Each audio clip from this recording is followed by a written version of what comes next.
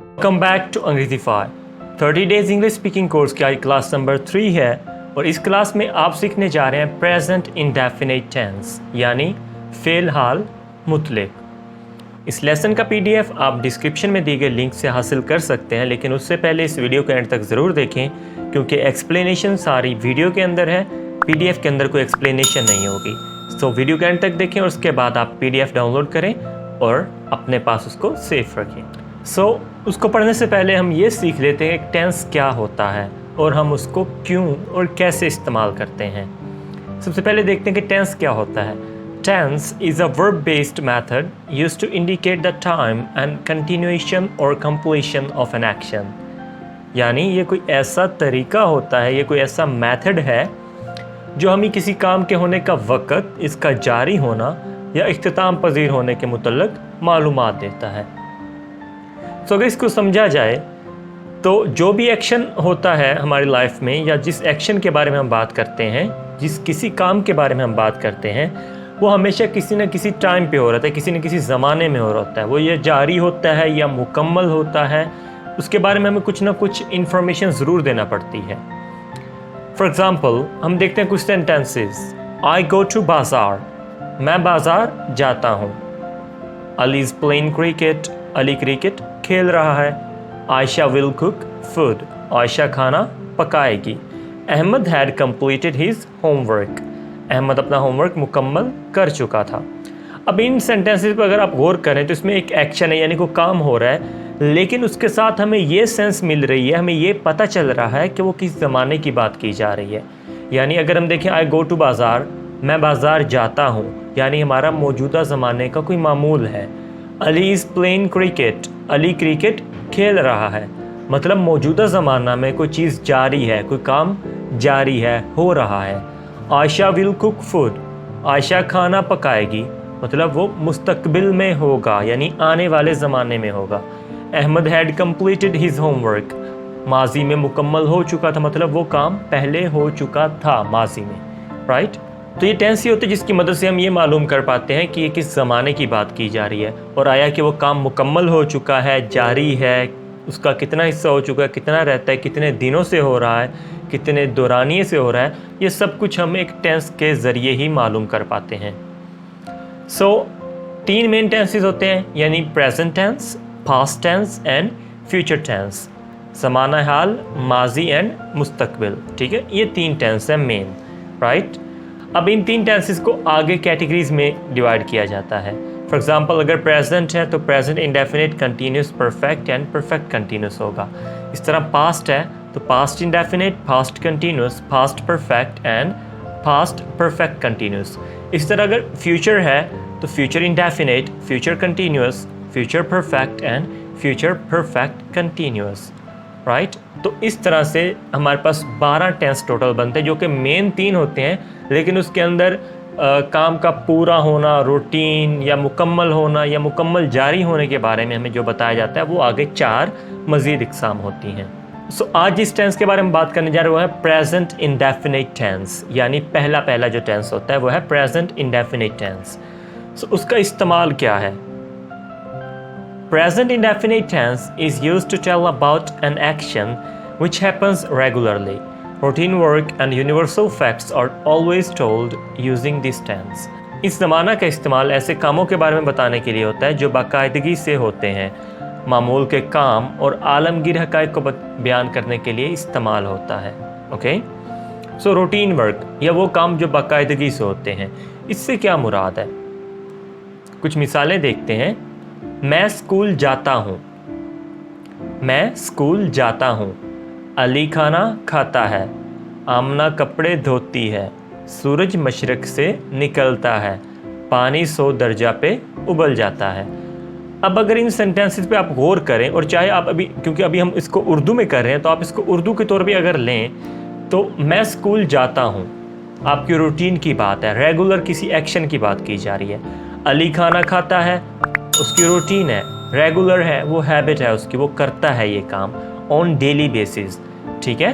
तो इसी तरह ऐसे एक्शन जो डेली बेसिस पे हों, जो हमारे रूटीन वर्क हों, ये यूनिवर्सल फैक्ट, जैसे सूरज मशरक से निकलता है, सूरज मगरब में गुरूब होता है, इस तरह के यूनिवर्सल फैक्ट्स जो आलमगीर हकायक होते हैं, यानी जो ट्रू होते हैं, जो फैक्ट होते हैं, वो चेंज नहीं हो पाते, तो उनको बताने के लिए हमेशा प्रेजेंट इंडेफिनिट टेंस यूज़ किया जाता है। आगे बढ़ने से पहले हम ये जान लेते हैं कि हेल्पिंग वर्ब यानी इमदादी फ़ेल क्या होता है, क्योंकि ये हेल्पिंग वर्ब या इमदादी फ़ेल या जिसको ऑक्सिलरी वर्ब भी कहते हैं, इसका सारे टेंसेस के अंदर बहुत इस्तेमाल होता है। हर टेंस का हेल्पिंग वर्ब होता है, सो इसका इस्तेमाल जानना और इसके बारे में जानना बहुत ज़रूरी है, क्योंकि आज पहली क्लास है टेंसेस की, तो इसमें आपके ये सीखना बहुत ज़रूरी है। हेल्पिंग वर्ब ये एक फेल यानी वर्ब के साथ लिखा जाता है और उससे ज़माना की पहचान होती है। अब इस बात को आप सिर्फ पढ़ने के हद तक देख लें, लेकिन आगे मैं मज़ीद एक्सप्लेन करूँगा तो आपको समझ आ जाएगी कि क्या कहना चाहता हूँ। अली क्रिकेट खेल रहा है। Ali is playing cricket. Ali is playing cricket. अब यहाँ पे अगर आप गौर करें तो इज़, ये जो इज़ है ये एक हेल्पिंग वर्ब है और यही हमें बता रहा है कि ये किस ज़माने की बात की जा रही है। इससे ही हमें पता चलता है कि ये प्रेजेंट कंटिन्यूअस टेंस की बात की जा रही है। इसी तरह Ahmed had completed his homework. ये हैड हमें बता रहा है कि ये पास्ट परफेक्ट टेंस की बात की जा रही है। सो इन्हीं हेल्पिंग वर्ब के ज़रिए हमें एक टेंस का पता चलता है, हमें एक एक्शन के बारे में पता चलता है कि वो किस ज़माने में हुआ था।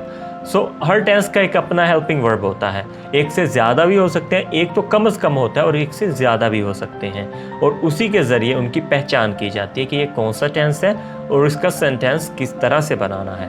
अब इस टेबल में आप देख सकते हैं कि हर टेंस का आगे हेल्पिंग वर्ब दिया है, जैसे present indefinite tense do does, present continuous tense is am are, present perfect tense has and have, present perfect continuous tense has been and have been, past indefinite tense did, past continuous tense was and were, past perfect tense had, past perfect continuous tense had been, future indefinite tense will and shall, future continuous tense will be and shall be, future perfect tense will have and shall have, future perfect continuous tense will have been and shall have been। अब ये हैं वो सारे helping verb जो मुख्तलिफ tenses के लिए use होते हैं और उनकी पहचान बनते हैं। सो प्रेजेंट इंडेफिनिट टेंस के हेल्पिंग वर्ब जैसे कि मैं पहले भी बता चुका हूँ डू एंड डज हैं।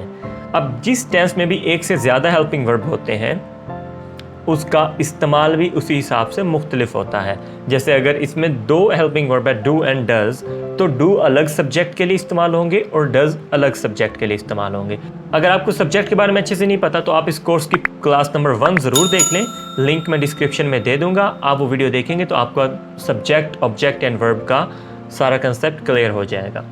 सो डू उस वक़्त इस्तेमाल होगा जब subject I, we, you, they and plural subject. अब प्लूरल सब्जेक्ट में मतलब प्लूरल से मुराद एक से ज़्यादा, जैसे बॉयज़ एक से ज़्यादा लड़के हैं, players Ahmed and his friend ये भी 2 लोग हैं, यानी एक से ज़्यादा चीज़ों के बारे में जब बात होगी, एक से ज़्यादा लोगों के बारे में बात होगी तो उसको हम कहेंगे प्लूरल सब्जेक्ट और उसके साथ हमेशा डू आएगा। डज हम उस वक्त इस्तेमाल करेंगे जब helping verb he, she, it and singular subject हो, यानी वाहिद फ़ाइल। Boy, Ali, girl, farmer, singular subject यानी वाहिद फ़ाइल, जैसे एक लड़का, अली कोई एक इंसान है, गर्ल, फॉर्मर। अब ये सारे क्या हैं? ये सारे सिंगुलर सब्जेक्ट हैं और इनके साथ हमेशा डज इस्तेमाल होगा। अब डू और डज का मज़ीद इस्तेमाल हम देखेंगे कुछ एग्जाम्पल सेंटेंसेस में। सबसे पहले हम देखते हैं कि एक सिंपल सेंटेंस यानी सादा फिक्रा प्रेजेंट इंडेफिनिट टेंस में किस तरह बनाया जाता है।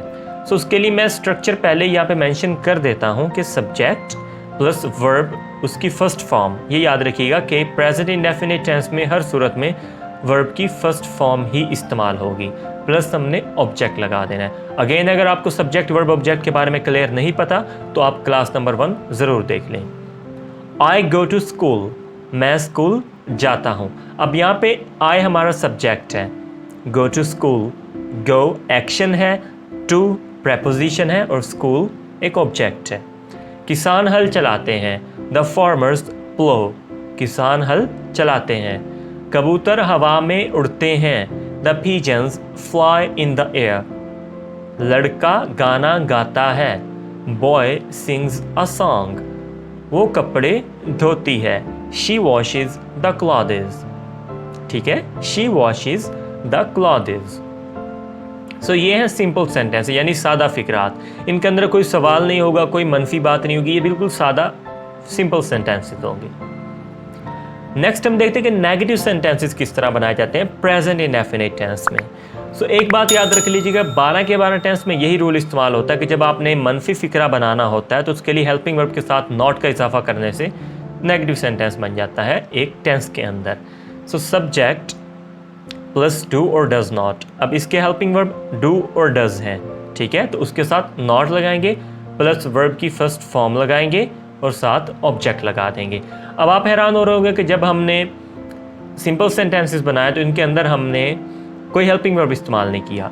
सो सिंपल सेंटेंसेस जो प्रेजेंट इंडेफिनिट टेंस के सिंपल सेंटेंसेस होते हैं उसके अंदर कोई हेल्पिंग वर्ब इस्तेमाल नहीं किया जाता।